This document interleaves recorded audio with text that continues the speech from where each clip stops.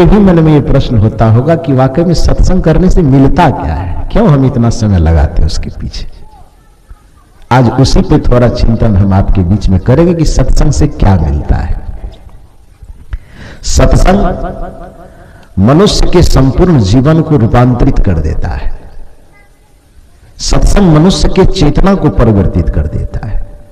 जिस चेतना के प्रभाव में मनुष्य का जीवन संचालित होता है, उस चेतना का परिवर्तन सत्संग स्थल पे आके होता है।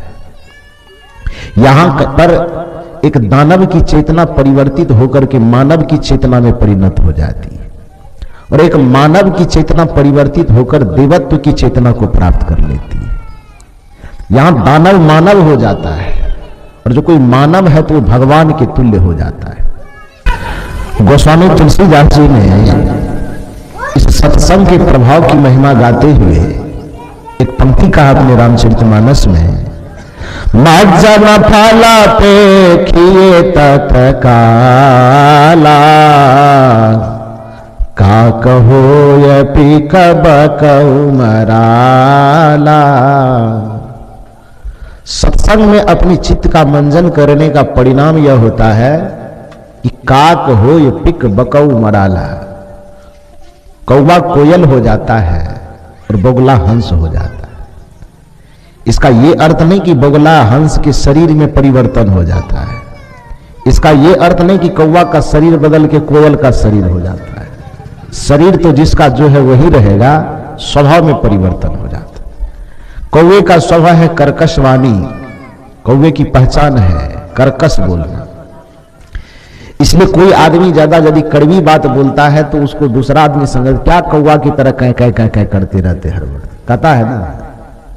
कौवा अर्थात कर्कश विचार, कर्कश वाणी जिसके जीवन में हो, उसको कागवृत्ति कहा जाता है। कोयल की वृत्ति में मीठी वाणी, मधुर वाणी, मधुर विचार, मधुर स्वभाव, मधुर व्यवहार, अर्थात कोयल का स्वभाव। बगुले का स्वभाव अर्थात छल प्रपंच से भरा हुआ स्वभाव, क्योंकि बगुला धोखा देता है। कहा जाता है कि तालाब के किनारे जब बगुला अपना आहार खोजने जाता है, मछली खोजने के लिए, तो पानी में बैठ करके एकदम शांत सहज स्थिर खड़ा लगता है, जो उससे बड़ा बुद्ध और महावीर धरती पे कोई नहीं होगा।